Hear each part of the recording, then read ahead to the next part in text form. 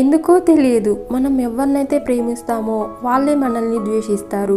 మనం ఎవరినైతే ఎక్కువగా ఇష్టపడతామో వాళ్ళే మనల్ని పట్టించుకోకుండా వెళ్ళిపోతారు.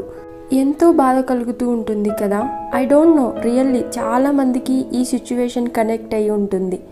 ఎవరినైతే మనం ఇష్టపడతామో వాళ్ళతోనే ఎక్కువ ప్రాబ్లమ్స్ వస్తుంటాయి.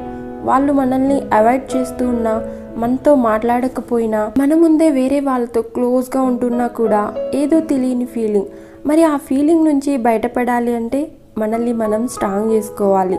వాళ్ళే కాదు, మన లైఫ్లో ఇంకా చాలామంది ఉన్నారు మన లైఫ్లో అనుకొని మనకు మనం రియలైజ్ అవ్వాలి.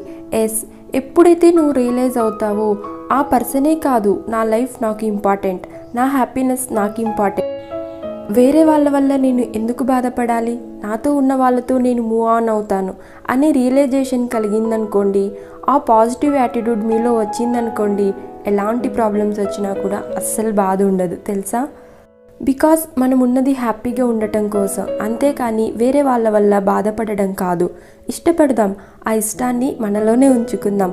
మనం ఎంత ఇష్టాన్ని బయటకు చూపిస్తామో వాళ్ళు అంతే ద్వేషాన్ని బయటకు చూపిస్తున్నప్పుడు మనం లోపల పెట్టుకుందాం. అప్పుడు వాళ్ళే ఆ ఇష్టాన్ని మిస్ అవుతారు.